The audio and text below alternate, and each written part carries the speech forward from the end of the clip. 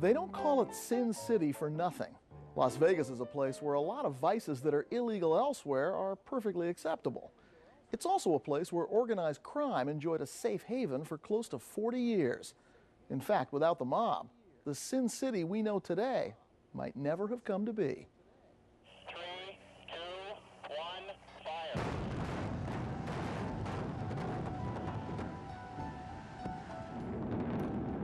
Las Vegas, Nevada is not a city that treats its history kindly. In the 1990s, no fewer than 5 landmark properties are imploded to make room for new construction.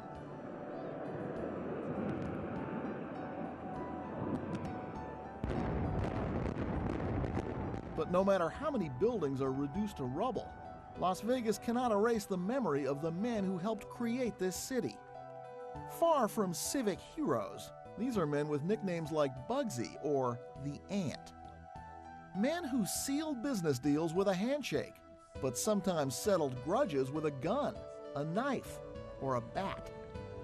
We're not going to implode any of our history. We're not going to hide any of it. We're proud of it, and that's the wonderful thing about Las Vegas. That's what makes us different, the fact that we are different from anybody else. Good morning, Your Honor. How are you, Chair? Las Vegas Mayor Oscar Goodman isn't afraid to dredge up the ghosts of mob history in his city. During a 35-year career as a criminal attorney, Goodman defended many suspected mobsters, from Meyer Lansky to Anthony Spilatro, one of the men the movie Casino is based on.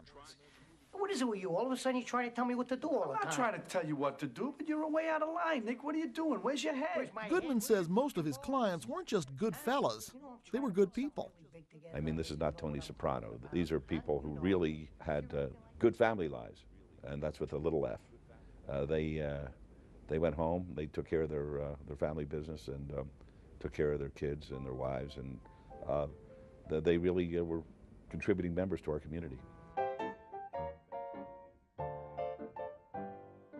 The mob's reign in Vegas spans only about 40 years, but in that time the city underwent a remarkable transformation. From a sleepy town on the edge of a desert to a bustling metropolis full of neon and excitement. Such dramatic change can only happen with vision and lots of money. And both arrive in the 1940s in the form of a New York gangster named Benjamin Siegel. He envisioned that this would be a mecca for gambling and for entertainment and for fine food. And it takes a visionary in order to see the potential of that in a raw desert. Siegel is part of the East Coast mob, affiliated with Meyer Lansky and Charles Lucky Luciano. He's sent to Los Angeles in the 30s to oversee West Coast operations and finds the lifestyle to his liking. Handsome and smooth, Siegel befriends actors and dates Hollywood starlets. But he has a dark side, prone to violence and psychotic outbreaks, earning him the nickname Bugsy. The idea was that he had bugs in his head, that he was nuts, and he took great umbrage at that. His name was Ben, and he'd take Ben or Benny, but he sure didn't like to be called Bugsy. It might hurt you if you called him that. Hal Rothman, a history professor at UNLV and the author of Neon Metropolis, says Siegel's early vision for Las Vegas still resonates today. Instead of seeing sawdust-floored casinos with prospectors in them, what he saw was Monte Carlo and Havana in the desert. What he saw was a place where he could be legal, where you could set up casinos and you could have high-level entertainment, and you could be chic and you could be cool and you could be classy. With mob backing, Siegel begins construction on a hotel casino named the Flamingo. But almost immediately, the project runs into trouble. There are construction delays, cost overruns, and a big loss at the tables on opening night. By the time the Flamingo does turn a profit, it's too late to save Bugsy. On June 20th, 1947, while visiting Los Angeles, he is shot in the back of the head. The gunman is never found, but the culprit is clear. Within minutes of him being shot, before news reports or anything were out about it, 3 men walked into the Flamingo and said, "We're in charge now. We're the new management team." One of those men is Gus Greenbaum, who runs afoul of the mob a decade later when he and his wife's throats are slit at their retirement home in Phoenix, Arizona. The murders are brutal and reflect an unwritten code. Mob violence only happens out of town. If anybody got hurt or killed, it was always someplace else. It was never in Las Vegas. This was pristine and sacred territory. Sacred because Las Vegas offers the mob an opportunity that can't be found anywhere else in America, the chance to be legitimate. They were illegal where they came from because gambling was illegal every place. They legalized it in Las Vegas. They come here, and now they could become legitimate citizens. They could belong to the Chamber of Commerce. They could become very philanthropic, and they were. Perhaps no one epitomizes this better than Mo Dalitz, a reputed mobster from Cleveland who moves to Las Vegas in the 1940s. His first investment is in a struggling, half-built casino called the Desert Inn. Dalitz uses the position not just to make money, but also to become a pillar of Las Vegas society. I guess somebody would call him a mobster. I used to see him at the Las Vegas Country Club, sitting very quietly with his friends, playing gin. Soft-spoken, generous to a fault, respected in the community. Never saw him commit a crime, and that's the way I judge people. But outside of Las Vegas, the heat is on the mob.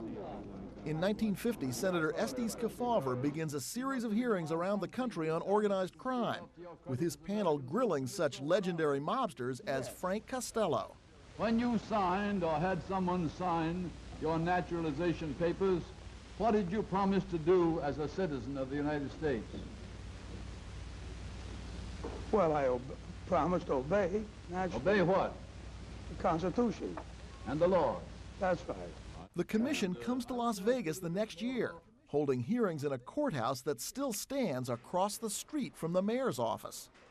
They wanted to make reputations on our bones, and they came out here and, of course, held these very dramatic hearings. They were on TV and publicized cover of Time magazine, and ended up with a zero, I mean, as far as putting gambling out of business. Instead, gambling gets even grander. In the 1950s, the Tropicana, the Stardust, and the Sands all open for business. It's Las Vegas that's the hit now, and people flock here from all across America to experience it. Those were the halcyon days of Sin City, when Las Vegas was the one place in buttoned-down mid-century America where you could be yourself, where you could shed whoever you were and just cut loose. By the start of the 1960s, the mob searches for new money to fund its projects. It finds a partner in Teamsters president Jimmy Hoffa, who uses a pension fund to help spark another building spree. And the Teamsters Central States Pension Fund becomes a funnel for money to a bank in Las Vegas that loans to casinos and begins to build places like the Aladdin and Caesar's Palace and Circus and other places like that.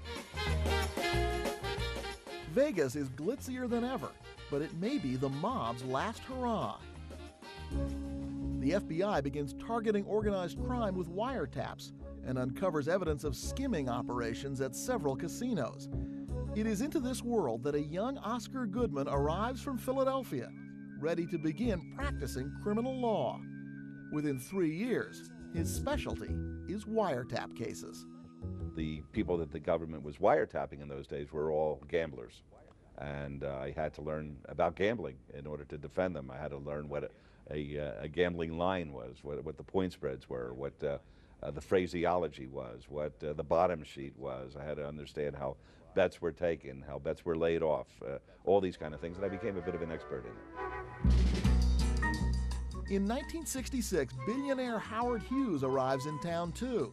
He rents the entire top floor of the Desert Inn and ends up buying the place from Mo Dalitz and the other owners. Then he continues to buy out casino after casino until Hughes owns more than a quarter of the Strip. Major companies follow suit, and just like that, Las Vegas goes corporate. All of a sudden, here came corporations with big bottom lines, with deep pockets, big piles of resources to invest, and all of a sudden, there wasn't enough illegal money to be able to play in that kind of game. And so mobsters sold out some of these casinos, and they felt pretty good about it because they were making money hand over fist. Mob ownership dwindles, but not its influence. It's the 1970s, the era of the movie Casino, portrayed through the characters Nicky Santoro and Sam Ace Rothstein. Rothstein is based on Frank Lefty Rosenthal, who says he came to Las Vegas for the same reason so many others before him did. Las Vegas was the only safe location, safe meaning legal, where a professional gambler could wager without fear of law enforcement. Rosenthal finds a job at the Stardust and works his way up the ladder until he controls the operation. He is joined by Chicago mobster Anthony the Ant Spilatro, who is sent to oversee a mob skimming operation. Spilatro is reportedly a mob hitman and reputed to be a sadistic killer. Just gotta cut it out, I'm warning you now. Right? In one scene in Casino, his character is shown torturing someone by putting their head in a vice. Don't make me have to do this, please. Come on. Goodman, who appeared in the movie as himself and represented both Rosenthal and Spilatro in real life, says that in person the Ant was always a gentleman. When he would come to my office, he was as kind and gentle as one could be as far as my staff was concerned. He was always generous with me as far as my fees were concerned.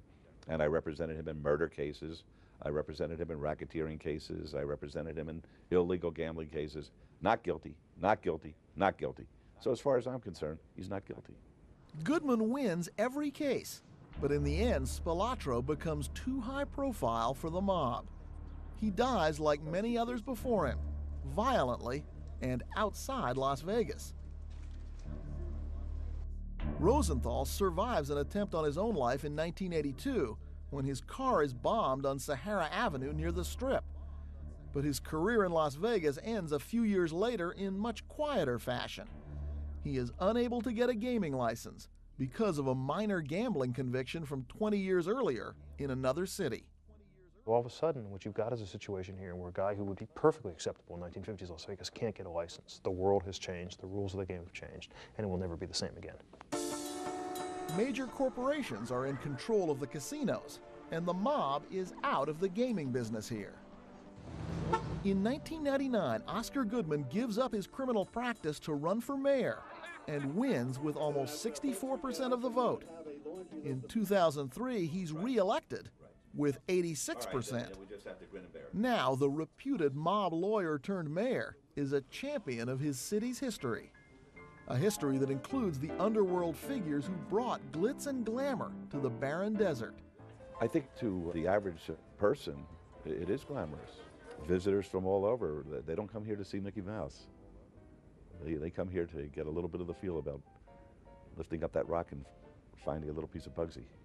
Bugsy, Moe, Meyer, and many others. Men who may never be commemorated on the Strip, but who are as responsible as anyone for turning sin into a city.